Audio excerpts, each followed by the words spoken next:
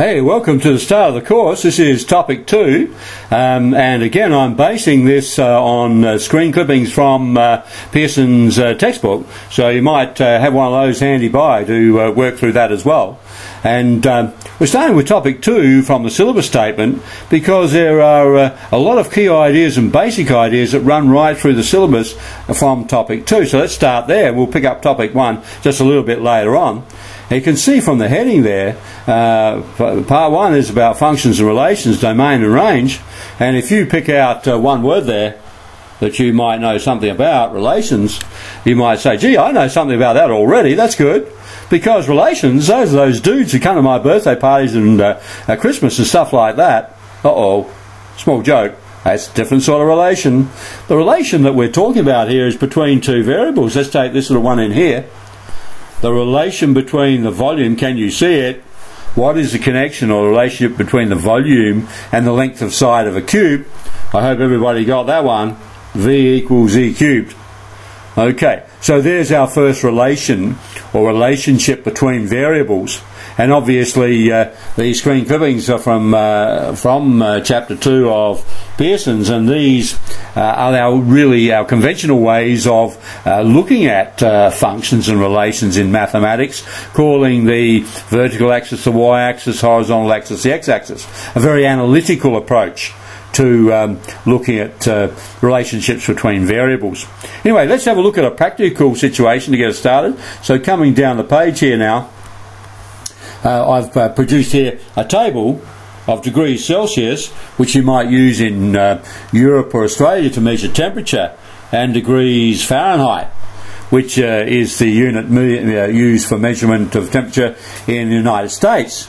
So you can see quite clearly if we were interested in saying, well, a warm day in Australia is 30.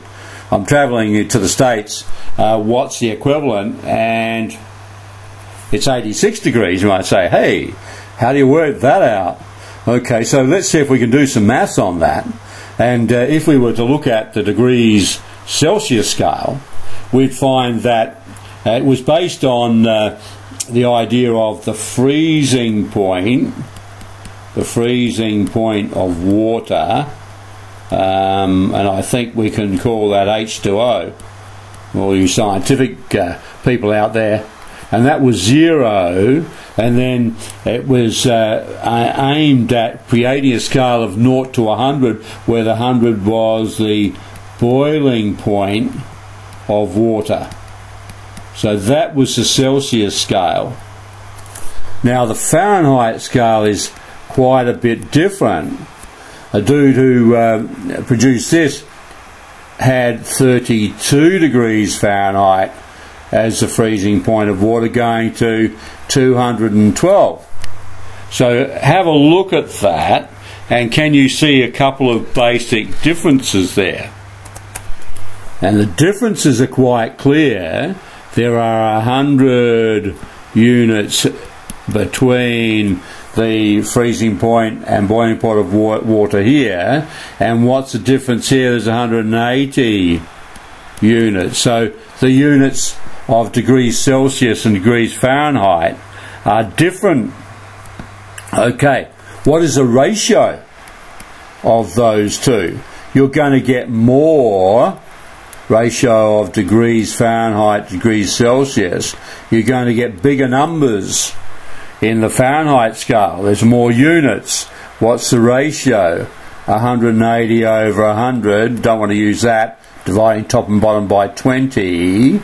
9 over 5. So that's going to be an important factor here. And therefore degrees Fahrenheit, you're going to have more of them. 9 over 5 times the degrees Celsius. And then the other thing I wanted you to see was the freezing point, if you like, the starting point, thinking about it from that point of view of the scale, is 32 higher up in Fahrenheit land. It actually, the scale has been translated up, so it starts at 32 for that basic freezing point. Okay, so how did you like that? I guess you didn't, because that is a fairly analytical approach Do you want an easier one? Let's go and investigate a dude who made life a bit easier than that. And there he is, Rene Descartes. And the Cartesian coordinate system over here was named after him because he used it so that he could actually do what we did analytically, find a formula, and also be able to see it visually or graphically. So here it is, very important in your mathematics later on, to be able to have a visual picture and an algebraic or analytical picture. You might read about Descartes. You can pause the presentation at any time, of course. So here, if we plotted our data points, we would get this graph of our relationship between degrees Fahrenheit and degrees Celsius. You can see here from your knowledge of the formula of a straight line that this must be 32. It's a y-intercept. Do you remember that? Y equals mx plus c. The slope-intercept form. Slope and y-intercept. And we've just revised that, I think. So here it might have been easier for you to find the formula for degrees Fahrenheit, working out the slope here, 9/5. You could do that from the graph. Celsius plus 32. So there is a nice visual approach to it. Still got some analytical stuff in it, the mx plus c thing. But Descartes has given us these two ways, therefore, or not given us the two ways, but been able to give us a method by comparing the two approaches. Okay, so I wonder if you also remember that on the x-axis here, we usually call that the independent variable, and we think of this value up here as a dependent variable. So in other words, here we're thinking about putting in c values and working out what the f value would be. So c values will be on the x-axis, they would be independent, and we're looking at the dependent values produced because the formula here is f equals, so f is the subject of the formula, meaning we're looking at the relationship of f to c. Okay, so that's a nice little practical one to revise some stuff. We're looking at some notation and terminology now that we use in mathematics. Let's come down a bit and have a look at one way of thinking about what we've just done. One way of thinking about this rule is that we have an input value, the c value, here we are, the input value, and here's a new word, the domain. The domain of a relationship or a function are the set of input values that are possible to use in a function. So we're seeing here that when you put in neg 30, and you can do the calculation down here, stick neg 30 in the c hole there, you will produce a number neg 22. So that's the output value, domain and range. Or you could think of this domain of the set of possible values of the independent variable, the one that you're putting in, and seeing what's happening, what ranges produce, a set of possible values produced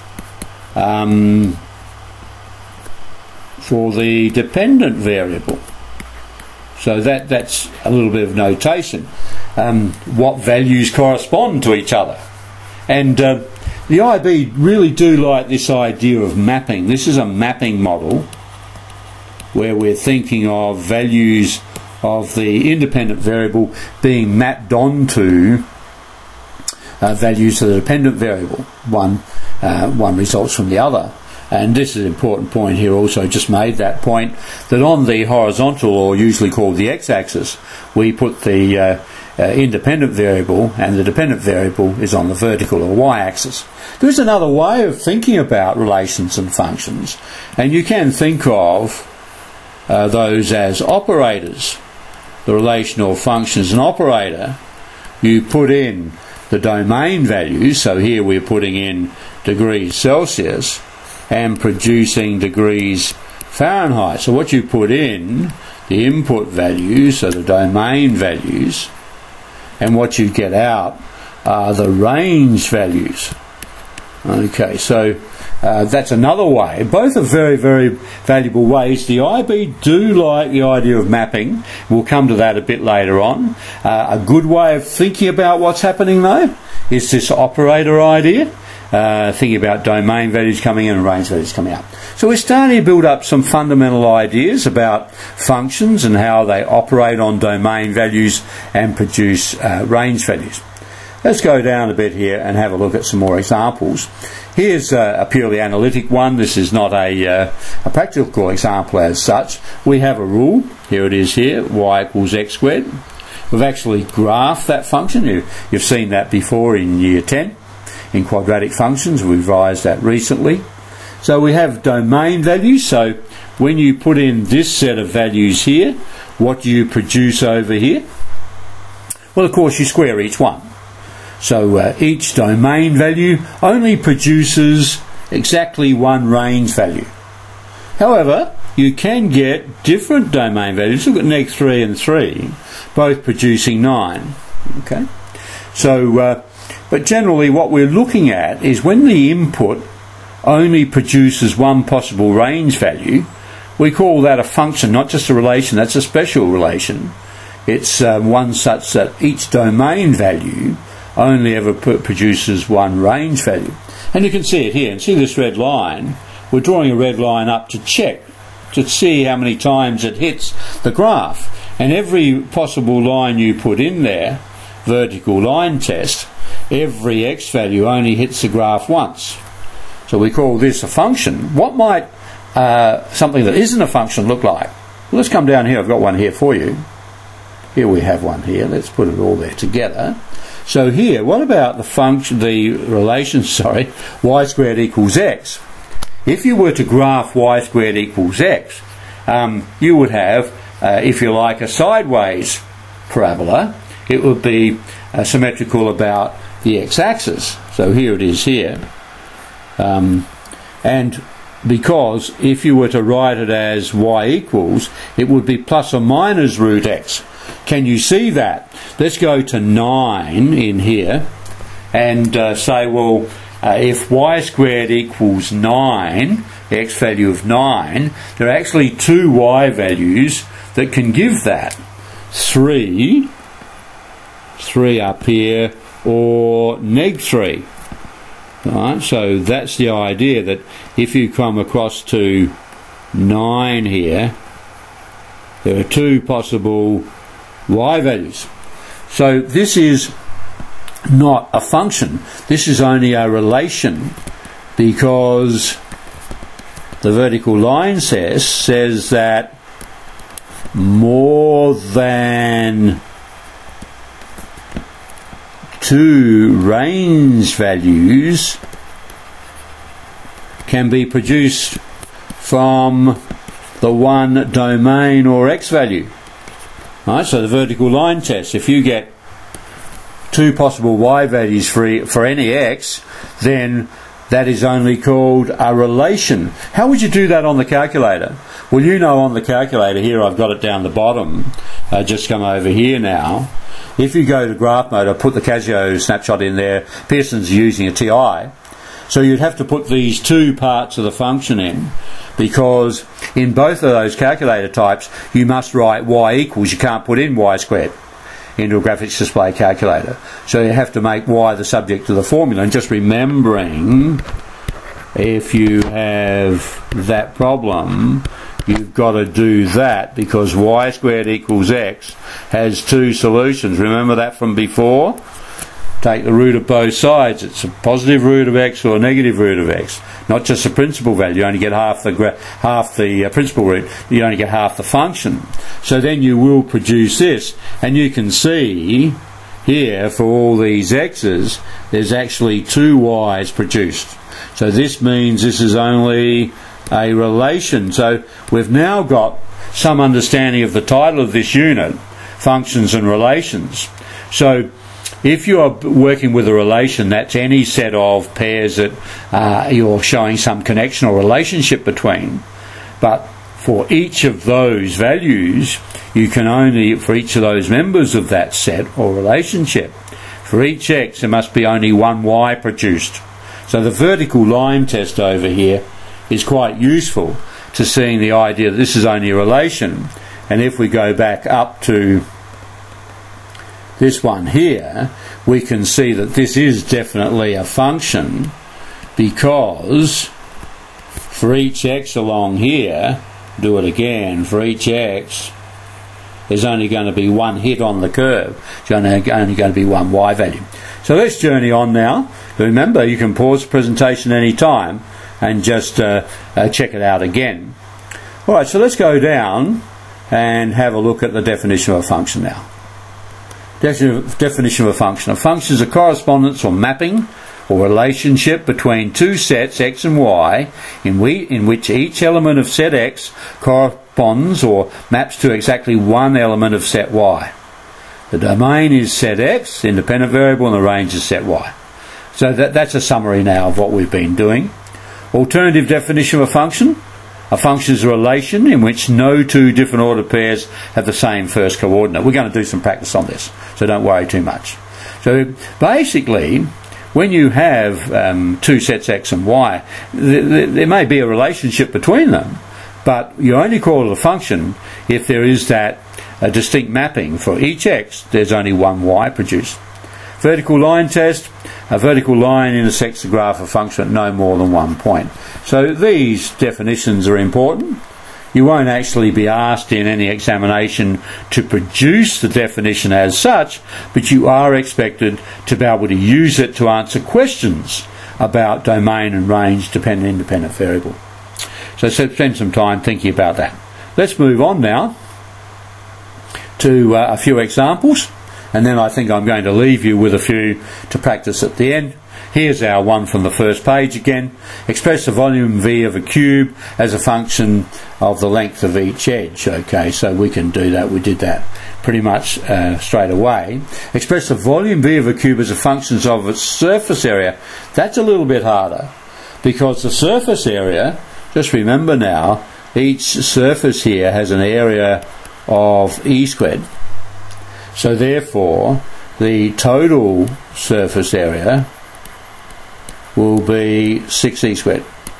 So we've got that down here, 6e squared. But how do you connect that and the volume, which is E cubed? We want to connect the surface area and the volume. Now we could use the E as a go-between, couldn't we? So here, let's take this one and we'll do it over here. So rearranging S equals 6e squared, E squared equals S on 6. So we can say E is the root of S on 6, and then of course put it in place of E in the formula V equals E cubed. And we end up with all of this. So follow that through here. The root of S over the root of 6, then cube it, S to the 3 on 2, 6 to the 3 on 2, and we could write it in that form.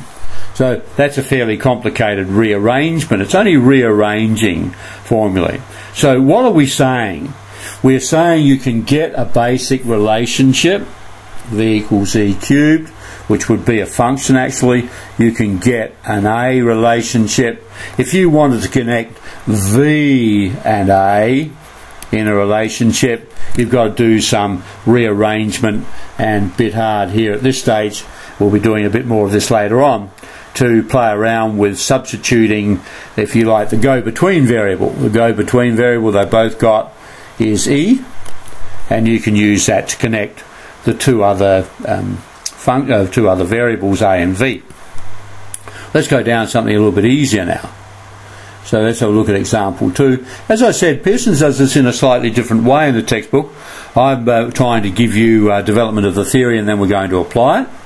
So here, find the domain of each of the following functions here. So first of all, is it a function? Let's just check that out. For each x here, there's only one y. I can't see any repeats there. So that's okay. We should check that it's a function. I've said it's a function.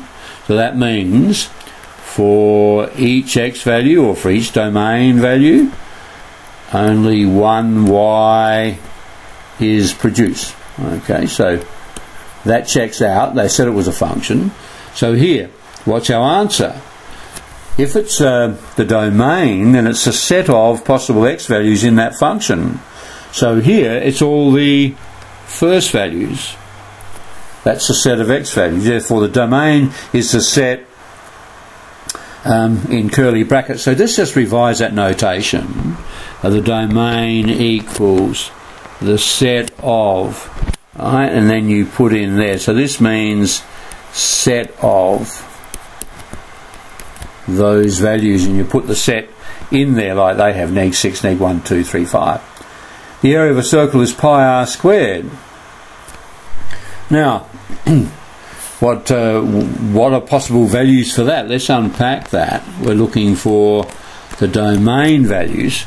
So you can only, in the context of this question, choose positive r's, because you can't have a negative radius of a circle.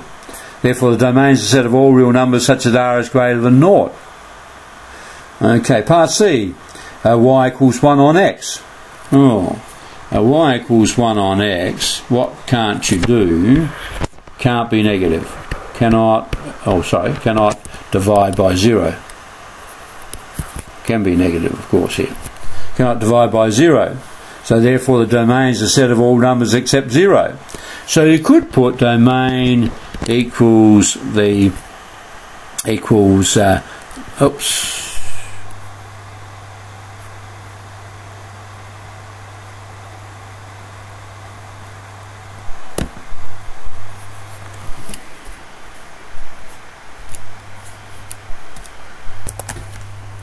okay, so a little hiccup there.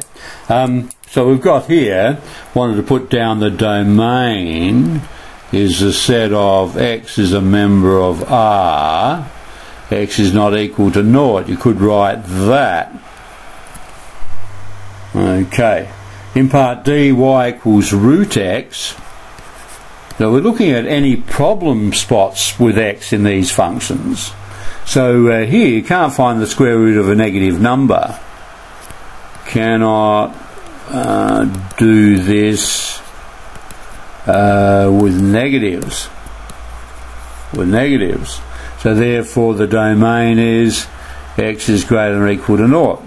Or you could put domain equals the set of x such that x is a member of R, x is greater than or equal to 0. Bit long-winded. We're doing a bit of that a bit later on. So let's move down now and have a look. What is the domain and range of the function y equals x squared? Well, this time we've got a little bit of a graph drawn here. So looking at it graphically is quite handy. The domain is a set of x values along here, and the range is what y values are produced. So if you were doing it algebraically, so that's what we were just doing, squaring any real number produces another real number. So here you could say you're going to get any positive real number up there, and what can you put in? You can put in any value. You can square any real number. So the domain is x as a member of R, but the range has got to be y is greater than or equal to 0, because when you put in various x values here, you only ever get a 0 or a positive. You don't get any negatives. So that's what this is saying here. So I think the graphical analysis is often easier, because you can study what's possible along here. Anything's possible from neg infinity to infinity. X is a member of R, and also up here you can see that it's only going to exist above the x-axis, or on the x-axis at 0 or above. Okay, so you can use from negative infinity to infinity, or x is a member of R. Just notice down here the hint that the infinity symbol does not represent a number.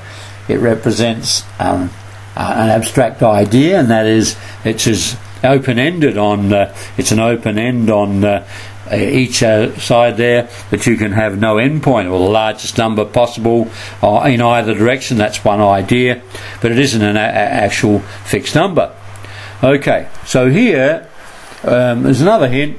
It's useful to be able to do all of this, because just remember, in paper 1 you won't actually have a graphics display calculator. So they might just say, what is the domain and range, and you won't be able to draw it. You'll have to discuss it algebraically. So it's good to be able to draw a really comprehensive graph on your calculator, but sometimes that's not going to be possible, particularly in paper 1.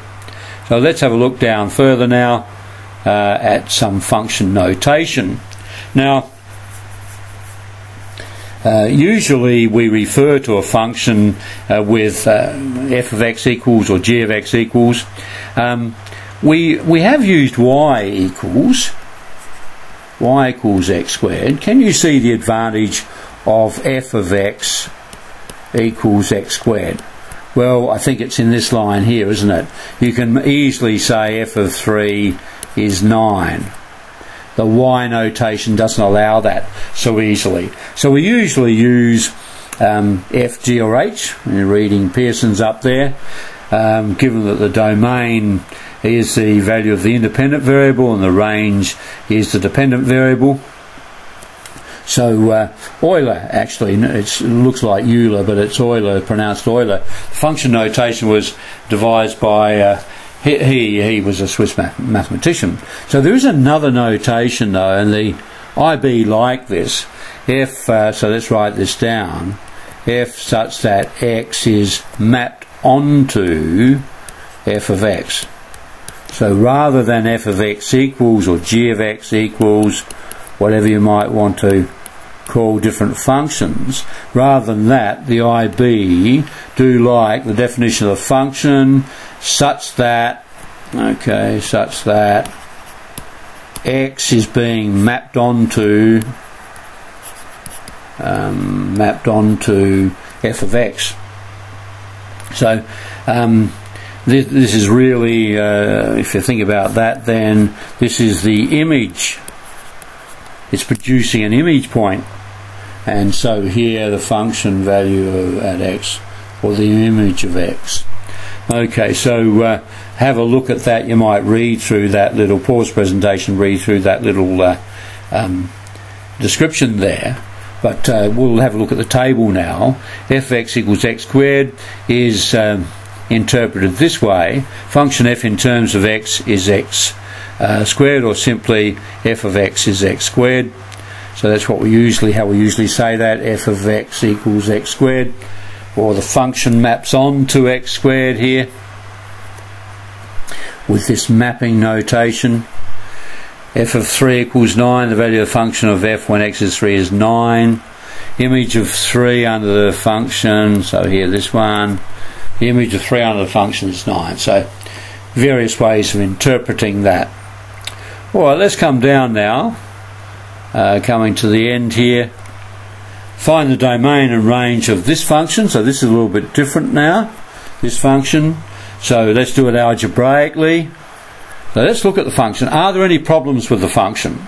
Well, you're dividing by x take 2, and you cannot divide by 0.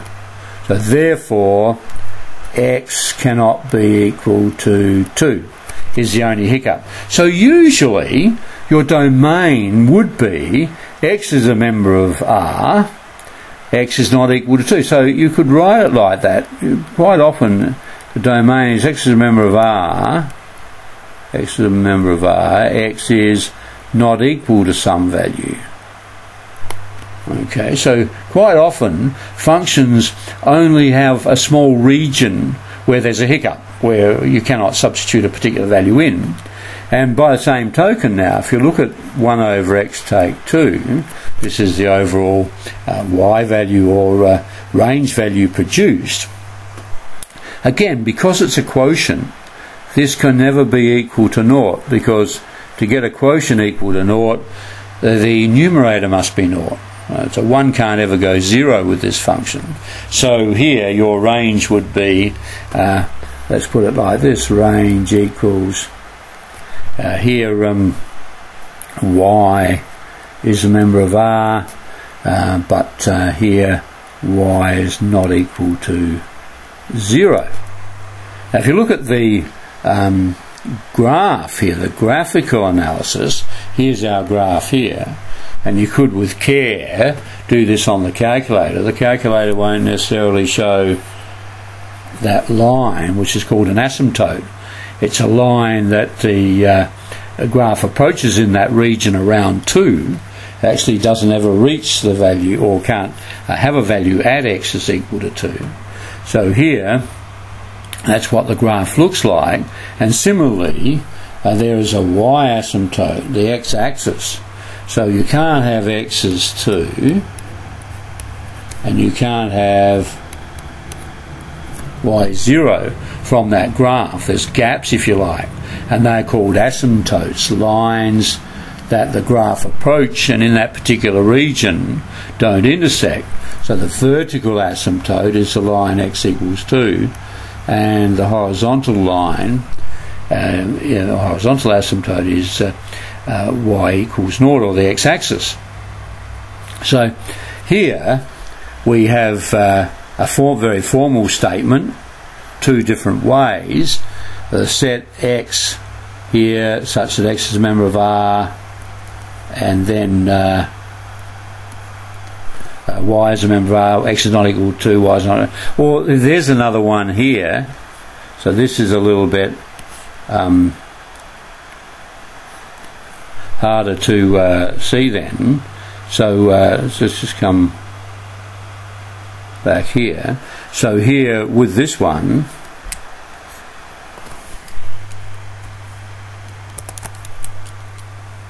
so this is using this time the interval notation like this.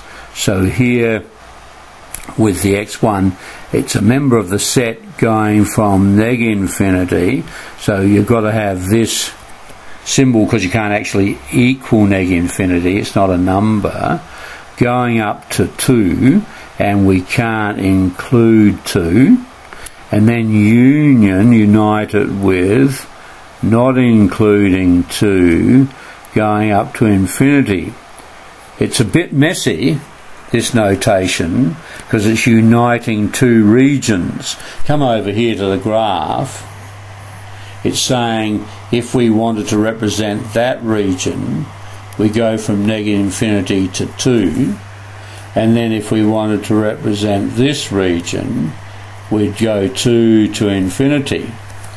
And these brackets here indicating the endpoints are not included. Now similarly with the y values here, you think about y as being the union of this set from neg infinity up to 0, you have all those values, then from 0 to infinity. Now you can use any of that notation, and I would suggest this is easier, but you must be able to understand the other notation. That's what the IB require. You may use any valid notation, but if they use something like this, you will need to be able to interpret that. Okay, so you might need to pause the presentation, go back. It's getting fairly long now. Let's go on to the last 2 examples. Example 5, here's another one, square root of x plus 4. Is it a function? Yes, because I've only taken the positive root. So this is actually the graph of a function. So that's good. But now let's see if we can answer these questions. What's g of 7, g of 32 and g of neg 4? Well, here they are. All you do is you substitute those values 7 into the function. So it's the root of 7 plus 4, 32, the root of 32 plus 4, root of neg 4 plus 4. So that's just understanding that function notation. Now, when is g of x undefined? Well, you can't find the root of a negative number. So here, if x plus 4 is negative, that is, if x is less than -4, then it's going to be undefined. Just notice I've used the implied sign here. I like that. That means implies. So very useful for leading on with a statement. So they've said x plus 4 is less than 0. That implies x is less than -4. Okay, so that's a nice connecting symbol, connecting statements in mathematics, in equations, in inequations. Okay, let's have a look at part C, state the domain and range. Well, you can see that you have to have a number bigger than -4 because you can't find the root of a negative number. So 0 would do though. So if x was greater than or equal to -4, if it was -4, that's the root of 0, but that's okay. Root of 0 is 0, so that's that point there. You can have that. So any value outside here is okay using the graphical approach. So x is greater than or equal to -4. And then the range, well, as you remember from before, the radical sign means the principal square root, the positive square root only. So the function only exists up here. So here, y would be greater than or equal to 0. So we have this little symbol here, the set of y such that y is greater than or equal to 0. So starting to get used to a little bit of notation here. This is why we've started with topic 2, not topic 1, because it's all to do about symbols and language to make sure we can express it in good mathematical form. Okay, let's have a look at the last example here. Find domain and range of the function 1 over square root of 9 take x squared. Well, you can see straight away that this function has got two problems. It's trying to divide, it's a quotient, it's dividing by a term in x, and also there's a square root of a term in x. So there's two problem spots. Obviously, you can't divide by 0. So here, let's have a look. Pearson's are just talking about this from a graphical approach, but if we talked about it from an analytical approach, square root of 9 take x squared can only exist only if 9 take x squared is greater than or equal to 0. So therefore we would say, adding x squared to both sides, x squared is less than or equal to 9. So what squared numbers is less than 9? So it's got to be between -3 and 3 to give a square less than 9. If it goes bigger than 9, that x squared is going to be bigger than 9, therefore you can't find the square root of a negative number. It would be a negative number. Okay, so it's going to exist from -3 to 3. Can you divide by the square root of a negative number? So square root of a, we'll divide by a square root of 0. So can you actually have 3 and -3 in there? No, because 9 take x squared cannot be equal to 0 because you can't divide by 0. So there's two aspects. The root problem, and then because you're dividing by the root, it can't be 0, so x squared is not equal to 9, so x cannot be equal to plus or minus 3. So overall the domain will be between -3 and 3. We can't have the equals in there because in talking about 1 over, you're dividing by square root, and that square root can't be 0. Okay, so we've done that. And does the graph agree with that? Yeah, it sort of doesn't give the asymptote there. Okay, at -3 and 3. So you have to be careful there. You can use trace on the Casio, as Pearson's talking about here, and you would therefore, if you kept tracing up here, find it's getting closer and closer to 3, and you might suss it out that way, or you might see it from this analytical approach over here. Analytical approach, you can see that 3 is the problem area. Now what about the range of possible values? idea here, of course, is that you need to know the lowest point, 1 over the square root of 9 take x squared. And what are we going to say there? Well, if you look at the range here, you're really looking at what could that be, but lowest point.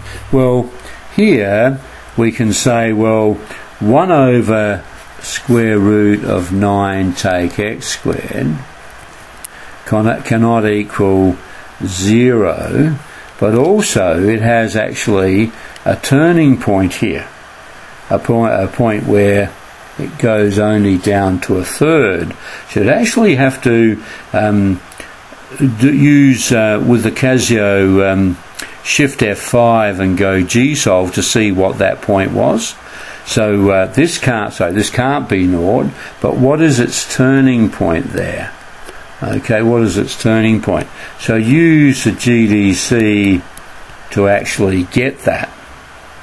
And it's important to actually, as we've got up here, the idea is to also do some analytical thinking. Because these asymptotes won't be shown, then it's important to do some of this thinking in your head. The square root, that's going to be a problem if it's negative. Dividing by a number is going to be a problem if that number is 0. So back it up with a bit of maths if you're using the calculator. Alright, well, let's go down now. We've come to the end, and now here's a chance to show how good you are. There are 21 questions, and they're going to ask you here to answer those. Now, can you see in this first set of 9, the idea is to actually take those 9 questions, 9 statements, functions or relations, and match them up with the graphs. But unfortunately there are 15, oh hang on, how many are there? Yep, 15 graphs. Okay. I think, yep, 3, 4, 5, 15 graphs, and only 9 statements or relations or functions there. So some of them won't have match-ups. So your job is to be able to work out which is which. Okay, so 9 different relations or functions. Can you tell which is a function or not? You might have to rewind the presentation. And then match those up. And then from question 10 onwards, just some revision of relations and finding domain and range. I encourage you down here to use an analytic and a graphical approach. So I want you to try and use both approaches. So try and suss it out from the maths, you know, to find domain and range, and then also from using a graphics display calculator. Okay, so then question 20 is one like the last example, I think, and then question 21 is just bring it all together, sketch the whole thing, probably the hardest question here, so you've got very similar to the last example. So check the last example there for that one. Now what I'll do is I'll show you the answers, the fully worked solutions from Pearson's now.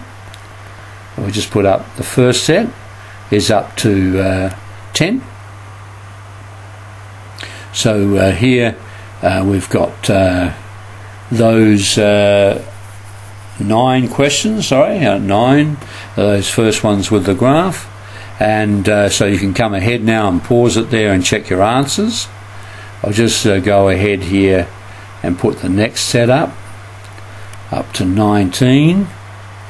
So again, when you've done these, you can fast forward the presentation and pick the answers up here, freeze it and check your answers.